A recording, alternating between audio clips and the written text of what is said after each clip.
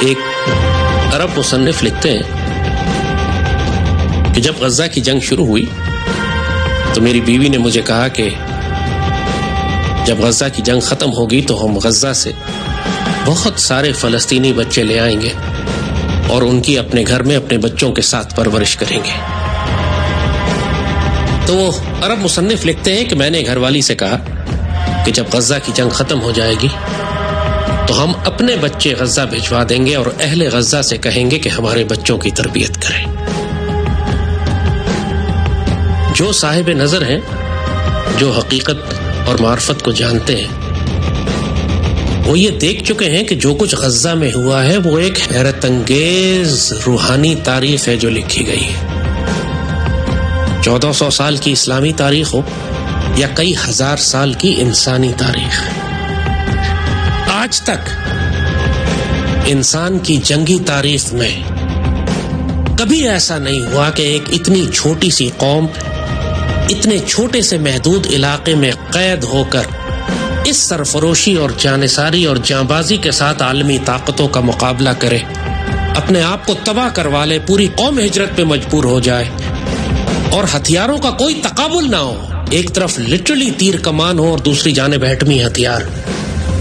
اس کے باوجود وہ چھوٹی سی سرفروش جماعت ہتھیار ڈالنے سے انکار کر دے اور دشمن کو اپنی شرائط پر گھٹنوں پر لے کر آئے اور اپنے علاقے کو آزاد رکھے. انسانی تاریخ میں آج تک ایسا نہیں. اور جن لوگوں نے یہ کمال کیا ہے، جن لوگوں کے ذریعے اللہ نے یہ معجزہ کر کے دکھایا، یہ جغرافیائی سیاست کا معجزہ ہے. دنیا ششدر ہے، حیران ہے، چاہے مفکر ہوں، سوشیولوجسٹ ہوں، دانشور ہوں، یا جنرلز ہوں، یا حکمران اور سیاستدان. مسلمانوں کے بغض میں یہ زبان سے کوئی لفظ، کوئی تعریف کا نہیں نکالیں گے، لیکن یہ حقیقت سب جانتے ہیں کہ جو کچھ غزہ میں ہوا ہے وہ انسانی تاریخ نے اس سے پہلے کبھی نہیں دیکھا.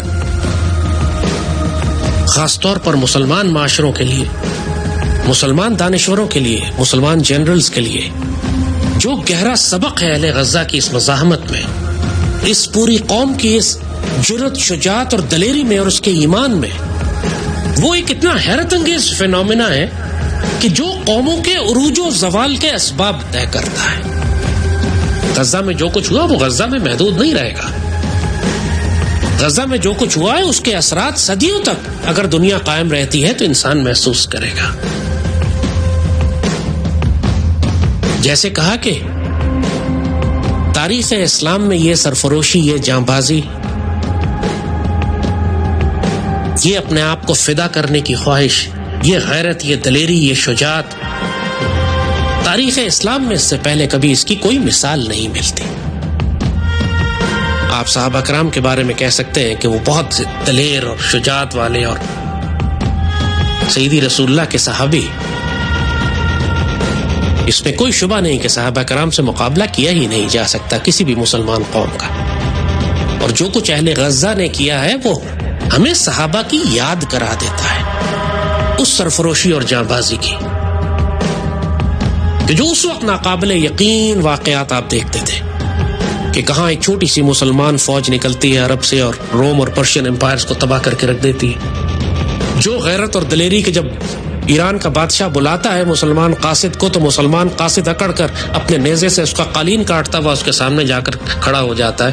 نہ اس کے روب میں آتا ہے، نہ اس کے خوف میں آتا ہے، نہ دبدبے میں آتا ہے، اور اس کو کھل کے دعوت دیتا ہے کہ اسلام قبول کرو ورنہ ہم تم سے تلوار سے فیصلہ کریں گے. اب سوچیں کہ ایک گڈریا، ایک چرواہا ریگستان سے نکل کر آتا ہے اور ایران کے بادشاہ کے سامنے کھڑے ہو کر کہتا ہے، ناقابل یقین باتیں لگتی ہیں، ناقابل یقین باتیں لگتی ہیں.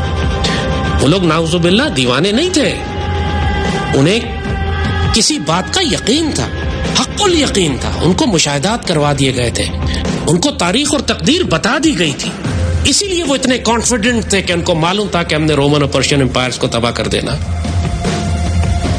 پورے تمام صحابہ یہ بات جانتے تھے کہ سیدی رسول اللہ نے حضرت سراقہ کو فرمایا ہوا ہے کہ کسرا کے کنگن تمہارے ہاتھوں میں آئیں گے.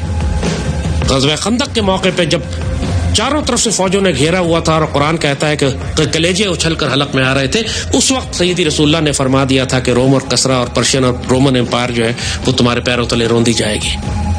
تو صحابہ کو تو کوئی شک نہیں تھا.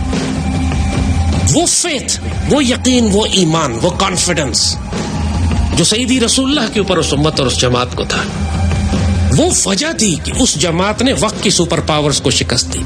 اور آج صدیوں بعد ہم وہی ایمان، وہی یقین، وہی توکل، وہی بھروسہ، وہی جرأت اور سیدی رسول اللہ سے وہی تعلق غزہ میں دیکھ رہے ہیں جس نے وقت کی سپر پاورز کو شکست دی. سوچو راولپنڈی جتنا جیسے کہا کہ علاقہ ہے چھوٹا سا، 6 ایٹم بم کے برابر وہاں پر انہوں نے بارود گرایا. غزہ میں ایک عمارت سیدھی کھڑی نہیں ہے، 4-5 لاکھ مسلمان شہید اور زخمی ہو گئے. چھوٹا سا قید خانہ ہے، وہ چاروں طرف دیواریں لگی ہوئی ہیں، ایک طرف سمندر ہے.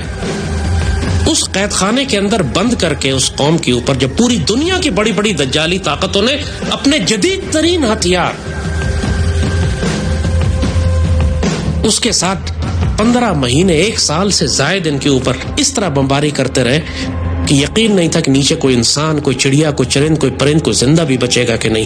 اس کے باوجود اہل غزہ میں سے کوئی ایک نہیں اٹھا جو یہ کہتا ہو کہ یہودیوں کے آگے ہتھیار ڈال دو، صلح کر لو، غزہ خالی کر دو، اپنے مقصد حیات سے ہٹ جاؤ.